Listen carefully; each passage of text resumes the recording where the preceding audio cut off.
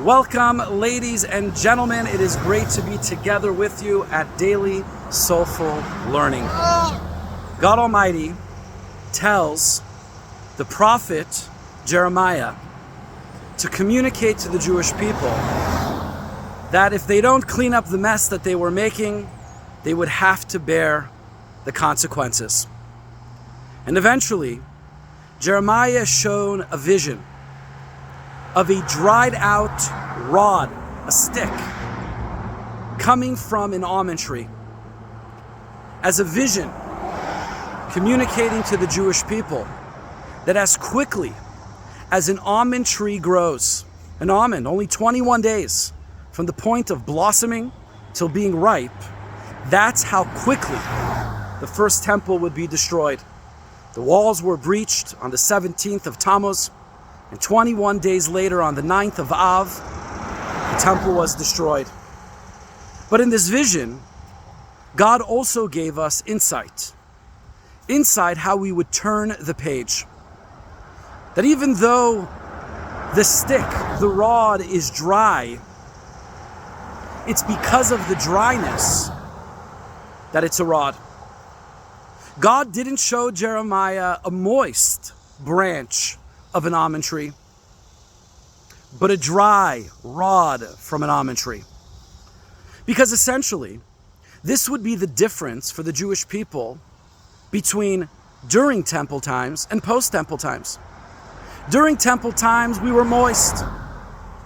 It was beautiful. There was great spiritual inspiration. The environment was very Jewish.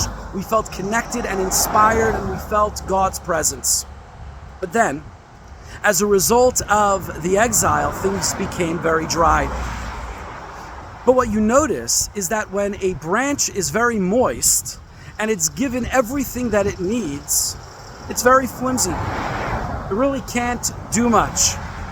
But it is precisely with the dryness that now this branch becomes a rod, symbolizing the story of the Jewish people.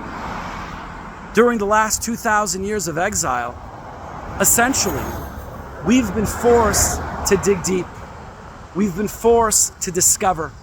We've been forced to discover our true talents, our true capabilities, who we are, what we represent, what is our identity, what is our calling, what is our purpose. We became steadfast in ways that only became as a result of the dryness. You see, my dear friends, there's a story of a king who had a son, and the son was very immature. And this king knew that the only way that the son would be able to grow up and be the type of man that would be befitting to be the successor for the kingdom, he would have to grow up. And the father, the king, with love, sent his son far away with nothing, with no money, with no resources, put him in a very difficult situation. But through it, the child became very dry, but then discovered new resources, new talents, became a man. He grew his character. And then many years later, this young boy, this prince, was able to come back and lead the nation after his father's passing. This is the great inspiration, the story of the Jewish people.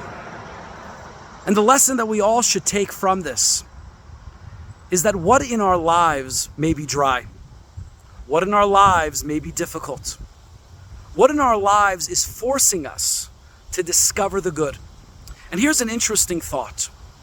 In every difficult situation, there's a flip. There's a positive that comes about as a result of the negative. And when a person discovers what that positive flip side is of the negative thing, it is then and there that they're able to discover how they'll get through the difficult situation, and more so, maybe even why they were presented with a difficult situation. Let not the dryness of exile deter us. On the contrary, it's what's turning us into powerful, strong rods, proud, determined, strong, committed Jews to be continued.